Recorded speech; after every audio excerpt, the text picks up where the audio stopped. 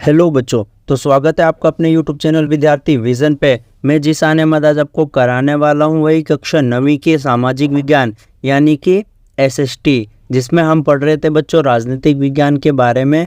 और यहाँ पर हमने चैप्टर अपने स्टार्ट कर दिया था संविधान निर्माण के बारे में, जिसमें हमने संविधान के बारे में, श्वेत और अश्वेत के बारे में, साथ ही साथ में बच्चों नेल्सन मंडेला के बारे में, इन सभी के बारे में पढ़ लिया था। और हमें संविधान की क्यों आवश्यकता होती है, संविधान के क्या क्या कार्य हैं, ये सभी चीज़ें हमने पढ़ लिया था। आज की क्लास में बच्चों हम पढ़ेंगे संविधान को बनाया किसने, संविधान सभा ने। और इस संविधान सभा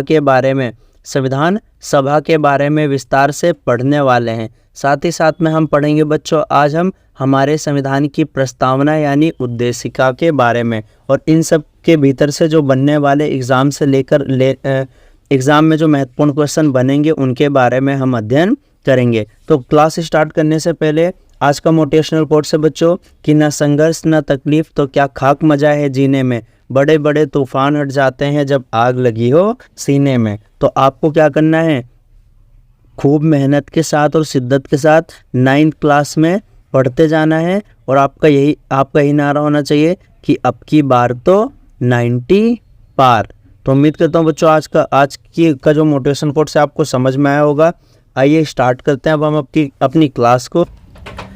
तो बच्चों जैसा कि आप जानते हैं आज हम पढ़ने वाले हैं संविधान सभा के बारे में। तो संविधान सभा किसे कहते हैं, वैसे तो बच्चों जो मैंने ये लिख रखा है ये आपके काम का है, लेकिन इसके डीप में भी हम बात करते हैं। सबसे पहले पता होना चाहिए आपको संविधान किसे कहते हैं। तो संविधान एक लिखित दस्तावेज है जिसके द्वारा किसी देश का शासन चलता है। और संविधान बनाया किसने बच्चों, संविधान सभा ने। और ये संविधान सभा किससे बनी बच्चों, तो 24 मार्च 1946 को एक मिशन आया था, उसका नाम था कैबिनेट मिशन। क्या नाम था, कैबिनेट मिशन। तो यहाँ पे 24 मार्च 1946 को कैबिनेट मिशन, और इसी कैबिनेट मिशन से बच्चों हमारा संविधान सभा बना है। संविधान सभा में अगर पूछे कितने लोग थे बच्चों, तो 389 लोग थे। और ये भी 2 पार्ट में बटे थे। 389 में से जो 296 थे बच्चों, ये तो कौन थे, ब्रिटिश भारत से आए हुए थे। और जो 93 थे वो रजवाड़ों से थे। और साथ ही साथ में बच्चों संविधान सभा में कितने लोग थे आपसे प्रश्न पूछा जा सकता है, तो 389 थे, लेकिन बाद में कितने हो गए थे, 299। तो आपके एग्जाम में यदि प्रश्न पूछा जाए कि संविधान सभा में कितने लोग थे, तो अगर 389 उसमें ऑप्शन में ना दिखे, 299 दिखे ना, तो ये आपका सही उत्तर होगा। साथ ही साथ में जो संविधान सभा के लोग थे, क्या ये जनता के द्वारा चुने थे, तो नहीं, इनका चुनाव बच्चों अप्रत्यक्ष रूप से हुआ था। और अप्रत्यक्ष रूप से कैसे, जो 1945 और 46 की प्रांतीय विधानसभा की चुनाव हुए थे ना, या 37 का जो चुनाव हुआ था, उनके सदस्यों ने संविधान सभा के लोगों को चुना था। और आज हमारे संविधान को बने हुए 70 वर्ष से ज़्यादा समय हो गया है। और अगर पूछे बच्चों कि संविधान सभा में कांग्रेस की कितनी सीट थी, 208 सीटें तो सिर्फ कांग्रेस की ही थी। तो संविधान सभा किसे कहते हैं, चुने हुए प्रतिनिधियों की वह सभा जो संविधान नामक दस्तावेज को लिखने, विशाल दस्तावेज को संविधान सभा कहा जाता है। यानी जिसने लिखन का कार्य किया था विशाल दस्तावेज को, उसे हम संविधान सभा कहते हैं। आज हमारे संविधान को बने हुए बच्चों 70 वर्ष से भी ज़्यादा हो चुके हैं। इसीलिए तो जो भारतीय संविधान है ना, उसे हम जीवंत दस्तावेज कहते हैं बच्चों। जीवंत दस्तावेज क्यों कहते हैं कि जीवन के भांति यह लगातार 70 वर्षों से चला आ रहा है। कई सारे देश है बच्चों, कई सारे देश आपने देखे होंगे जहाँ पे संविधान 4 बार 5 बार, जैसे फ्रांस हो गया, यहाँ पे 4-5 बार, दक्षिण अफ्रीका में बनाया गया। लेकिन बच्चों भारत में संविधान को एक ही बार बनाया गया था। और हमारा संविधान इतना पॉपुलर क्यों है, क्योंकि हमारे वहाँ पे जो जनता के नेताओं ने बनाया था, जिनको जनता प्रिय मानती थी, उन्होंने बनाया था। दुनिया के कई देशों के संविधान को पुनः निर्माण किया गया था, पर भारत का संविधान सिर्फ कागज पर लिखा दस्तावेज नहीं है, बल्कि भारत के लोगों ने इसका आचरण भी किया था। तो 1937 की जो प्रांतीय असेंबली थी ना, के सदस्यों के द्वारा संविधान सभा का चुनाव हुआ था, यानी जनता ने इनका चुनाव नहीं किया था। और इसमें कांग्रेस का प्रभुत्व था बच्चों, 208 सीट तो अकेले कांग्रेस की थी। अगर पूछे संविधान सभा में कितने लोग थे, टोटल 299। उससे पहले कितने थे बच्चों, 389 9 लोग थे। और कांग्रेस में भी अलग अलग विचार थे बच्चों, और अनेक सामाजिक समूहों द्वारा संविधान के कुछ प्रावधानों पर तो सवाल भी उठाए गए थे। यानी हर एक चीज़ पे बच्चों बारीकी से बहस हुई थी। सिर्फ एक ऐसा मुद्दा था जिस पे किसी ने बहस करना ज़रूरी नहीं समझा, और वो था बच्चों 18 वर्ष से ऊपर के सभी लोगों को वोट डालने का अधिकार। यानी जो वोट डालने का अधिकार था ना, सब ने बिना मतभेद के इसको स्वीकृति प्रदान कर दी कि वोट का अधिकार तो सभी के पास जरूर होना चाहिए। उसके बाद है बच्चों, परंतु किसी भी सामाजिक समूह एवं राजनीतिक दल में संविधान की वैधता पर सवाल नहीं उठाया। यानी आज तक कोई भी ऐसा राजनीतिक दल नहीं है कि जिसने हमारी जो संविधान है ना उसकी वैधता पर ही प्रश्न बनाया है। बच्चों संविधान क्या होता है? सबसे बड़ा यानी सर्वोच्च कानून होता है एक देश में, है ना। तो भारतीय जनता राजनीतिक संस्थाओं और राजनीतिक दलों के असीम द्वारा संविधान के प्रति असीम विश्वास है, आस्था और आदर प्रकट किया गया है। ये सभी सहमतियों को प्रकट करता है। सबसे पहले बुनियादी सिद्धांत बनाए गए थे और बाद में क्या की गई थी, उन पे सहमति बनाई थी। अब हम बात करेंगे बच्चों कि हमारे संविधान सभा में संविधान के कार्यों को बांटने के लिए कई सारी समितियां बनाई गई थी, और ये टोटल समिति कितनी थी? 8। लेकिन इसमें से सबसे महत्वपूर्ण समिति थी बच्चों प्रारूप समिति। और इस प्रारूप समिति के अध्यक्ष कौन थे बच्चों? भीमराव अंबेडकर। यानी BR अंबेडकर क्या थे? प्रारूप समिति के अध्यक्ष थे। और भीमराव अंबेडकर प्रारूप समिति कब बना बच्चों? 29 अगस्त 1947 को बना, और इसमें कुल 7 सदस्य थे। तो 29 अगस्त 1947 को प्रारूप समिति बना।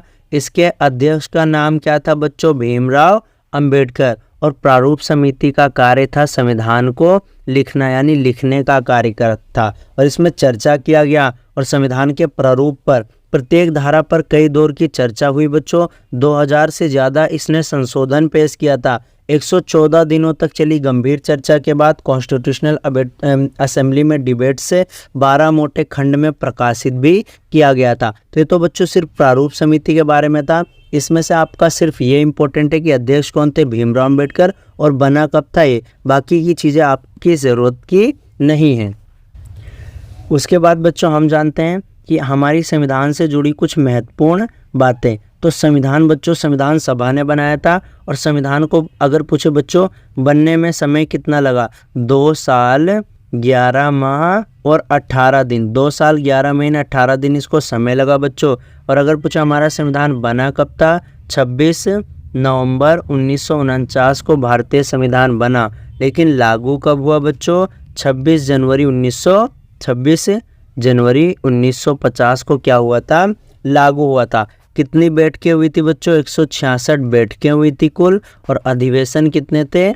अधिवेशन टोटल कितने हुए थे? 11।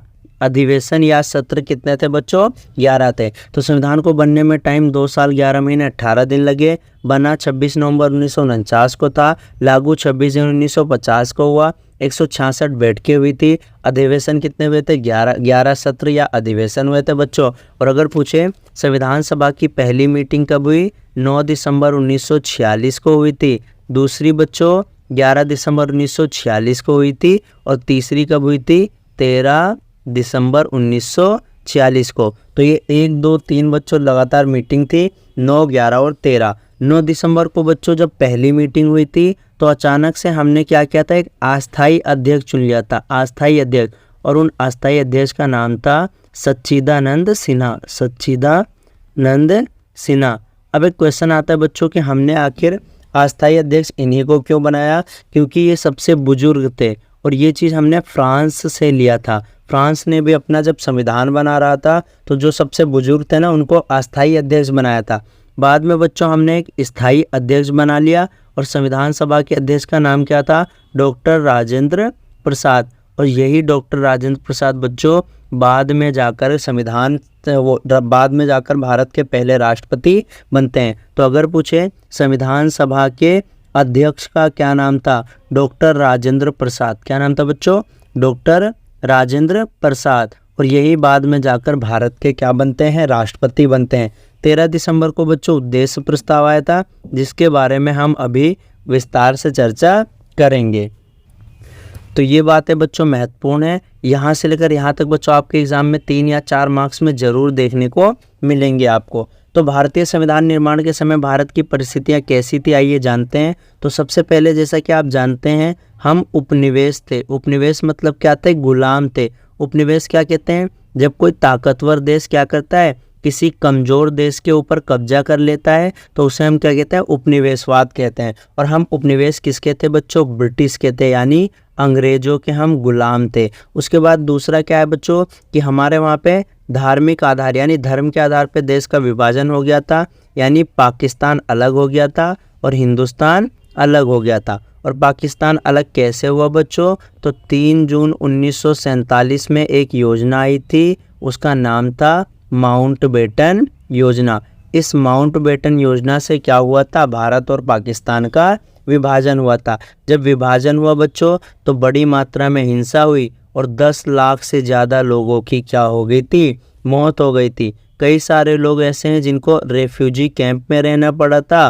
और पांचवा वो था बच्चों कि हमारे वहाँ 565 रियासतें थी और इन रियासतों को भी एक करना था। तो भारत ब्रिटेन का उपनिवेश था और धार्मिक आधार पर देश का विभाजन हुआ 3 जून 1947 को माउंटबेटन योजना से। बड़ी मात्रा में हिंसा हुआ और हिंसा में 10 लाख से ज़्यादा लोग क्या हो गए थे बच्चों, मारे गए थे। रिफ्यूजी की समस्या आई थी, यानी शरणार्थियों का आवागमन हुआ था। साथ ही साथ में देसी रियासतों का हमने क्या किया था, अपने में विलय करना था। और देसी रियासत कितने थे बच्चों, 565। इन 565 छोटी मोटी रियासतों को भारत में मिलाना था, नहीं तो ये 565 रियासत बाद में 565 देश बन जाते बच्चों और भारत क्या होता, टूट कर रह जाता। तो इनको हमने क्या क्या मिला लिया था। तो ये भारतीय संविधान निर्माण के समय की भारत की परिस्थितियाँ थी।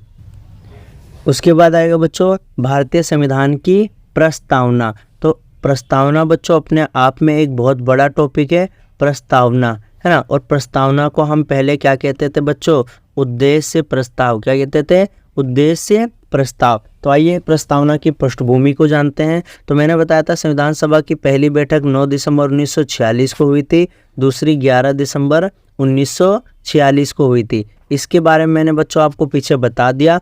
अब हम पढ़ेंगे 13 दिसंबर 1946 में जो मीटिंग हुई थी उसकी खास बात के बारे में। और इसमें जैसा कि मैंने बताया था कि इसमें क्या आया था बच्चों, उद्देश्य प्रस्ताव आया था।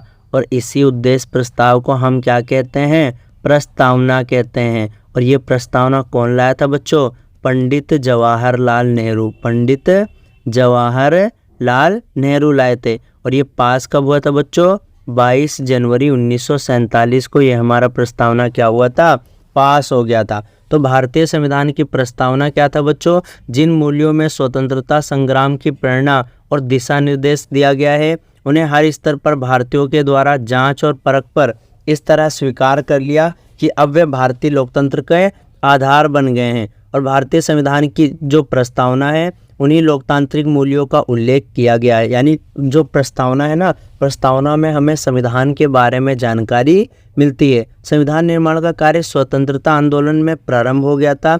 शुरुआती बुनियादी 1946 में पंडित नेहरू ने यानी पंडित जवाहरलाल नेहरू ने पेश किया था, अवधारणा दिया था, संविधान में उल्लेख किया गया है। इसे ही संविधान की प्रस्तावना या उद्देशिका कहते हैं। आपने बच्चों अपनी बुक में देखा होगा, हर एक बुक में लिखा होता है हम भारत के लोग, भारत को एक प्रभुत्व संपन्न, तो उसी को तो हम क्या कहते हैं, प्रस्तावना कहते हैं। और सबसे पहले प्रस्तावना किसने अपनाया था बच्चों, अमेरिका ने। सबसे पहले किस देश ने प्रस्तावना अपनाया था, अमेरिका ने अपनाया है। उसके बाद बच्चों तो भारतीय संविधान की एक खूबसूरत कविता की तरह लगती है हमारी प्रस्तावना। और प्रस्तावना को भारतीय संविधान की आत्मा भी कहते हैं। लेकिन बच्चों इस प्रस्तावना में क्या हुआ था, एक बार संशोधन हो रखा है। प्रस्तावना में एक बार 42वां संविधान संशोधन हुआ था और 1976 में हुआ था। 4 और 2 6 होता है ना बच्चों, तो याद रखना 42वां संविधान संशोधन कब हुआ था, 1976 में। और इसमें 3 चीज़ें जोड़ी गई थी। पहले का नाम है बच्चों समाजवादी, समाजवादी शब्द जोड़ा गया था। उसके बाद क्या था, अखंडता शब्द, और साथ ही साथ में पंथ निरपेक्ष, पंथ निरपेक्ष। ये 3 शब्द क्या हैं, बाद में जोड़े गए थे। यानी समाजवादी, अखंडता और पंथ निरपेक्ष शब्द, ये 3 शब्द जोड़े गए थे। और हम भारत के लोग, और प्रस्तावना की बच्चों कुछ लाइनें हैं, जैसे पहला क्या था, हम भारत के लोग। हम भारत के लोग का मतलब क्या है कि भारत में सुप्रीम कौन है, जनता है, यानी जनता या किसी राजा या बाहरी आदमी ने उन्हें नहीं दिया, बल्कि हमारे संविधान सभा के प्रतिनिधियों ने यानी जनता ने बनाया है। प्रभुत्व संपन्न का मतलब क्या होता है कि हम लोग अपने से जुड़े मामले पे पूरा अधिकार रखते हैं, यानी बाहरी शक्ति हमें कोई आदेश नहीं दे सकती। तो इसका अर्थ क्या होता है बच्चों, प्रभुत्व संपन्न। समाजवादी मतलब क्या होता है बच्चों कि समाज में संपत्ति सामूहिक रूप से पैदा होती है और समाज में उसका बंटवारा सामूहिक रूप से ही होना चाहिए, यानी संपत्ति का समान बंटवारा होना चाहिए। पंथ निरपेक्ष मतलब कि हमारी सरकार किसी एक धर्म को बढ़ावा नहीं देगी, यानी किसी भी धर्म को मानने की पूरी स्वतंत्रता है और भारत सरकार का कोई आधिकारिक धर्म नहीं है। राज्य सभी धर्मों को समान सम्मान देती है। तो इसका मतलब क्या होता है बच्चों, पंथ निरपेक्ष। लोकतंत्रात्मक मतलब कि हमारे वहाँ पे लोगों का शासन है, और गणराज्य का मतलब होता है कि जो शासन का प्रमुख है वो जनता के द्वारा चुना गया है। गणराज्य मतलब क्या होता है, शासन का प्रमुख जनता के द्वारा चुना गया हो। न्याय है बच्चों, नागरिकों के साथ उनकी जाति, धर्म और लिंग के आधार पर कोई भेदभाव नहीं किया जाएगा। स्वतंत्रता है बच्चों, विचार की कोई पाबंदी नहीं लगाई जाएगी। समानता है बच्चों, कानून के समक्ष हर जगह असमानताएं समाप्त कर दी जाएगी। बंधुता मतलब भाईचारा को बढ़ावा देना है और एक ही परिवार के सदस्य की तरह हमें रहना है। तो ये बच्चों प्रस्तावना की कुछ महत्वपूर्ण लाइनें थी जिनका अर्थ हमने जाना। अब हम पढ़ेंगे बच्चों संविधान संशोधन के बारे में। तो आखिर ये संविधान संशोधन क्या होता है? संविधान संशोधन का मतलब होता है बच्चों, जो संविधान है ना हमारा, उसके अंदर बदलाव करना क्या कहलाता है? संविधान संशोधन कहलाता है। संविधान संशोधन का मतलब होता है संविधान में बदलाव करना। संविधान में बदलाव करना क्या कहलाता है? संविधान संशोधन कहलाता है। और संविधान संशोधन बच्चों अनुच्छेद 368 के तहत है। तो देश का सर्वोच्च विधायी संस्था द्वारा उस देश की संविधान में किए जाने वाले बदलाव को संविधान संशोधन कहते हैं। और संविधान संशोधन कौन करता है बच्चों? संसद करती है। और भारतीय संविधान, एक क्वेश्चन आता है बच्चों, भारतीय संविधान की मुख्य विशेषताएं क्या क्या हैं? तो हमारे पास संघीय सरकार है। संघीय सरकार मतलब 2 या 2 से अधिक स्तर की सरकार है, उसे हम संघीय सरकार कहते हैं। दूसरा क्या है? संशोधनात्मक सरकार है। प्रमुख संपन्न लोकतांत्रिक गणराज्य है। साथ ही साथ में पंथ निरपेक्षता, यानी हमारी राज्य सरकार किसी भी धर्म को बढ़ावा नहीं देती है। स्वतंत्र और निष्पक्ष न्यायपालिका, यानी न्यायपालिका बिना डरे फैसले कर सकती है। मूल अधिकार है बच्चों, जैसा कि आप जानते हैं अभी 6 मौलिक अधिकार हैं, पहले 7 मौलिक अधिकार थे हमारे। और साथ ही साथ में राज्य के नीति निर्देशक तत्वों को भी शामिल किया गया है। मूल अधिकार कहाँ से लिया गया था बच्चों? अमेरिका से लिया गया है। और जो नीति निर्देशक तत्व है ये कहाँ से लिया गया है? आयरलैंड से लिया गया है। तो ये था बच्चों आपका चैप्टर। उम्मीद करता हूँ संविधान के बारे में आपको समझ में आया होगा। और कई सारे इसमें महत्वपूर्ण प्रश्न हैं, उसको आपको क्या करना है? याद करना है। साथ ही साथ में नोट्स बनाकर रखना है।